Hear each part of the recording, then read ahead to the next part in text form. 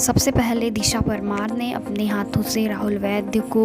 अंगूठी पहनाया, ring ceremony हुआ, उसके बाद फूलों की बारिश हुई और फिर क्या था, राहुल वैद्य ने अंगूठी दिखाई और अपने घुटनों के बल नीचे बैठ गए और नीचे बैठकर उन्होंने दिशा परमार को बड़े ही प्यार से अंगूठी पहनाई। उसके बाद राहुल वैद्य उठ गए और दोनों ने एक दूसरे को बड़े ही प्यार से हग किया और फूलों की बारिश शुरू हो गई, जो कि रुकने का नाम ही नहीं ले रहा था। कितना अच्छा लग रहा है फूलों की बारिश, आप इस वीडियो में देख सकते हैं।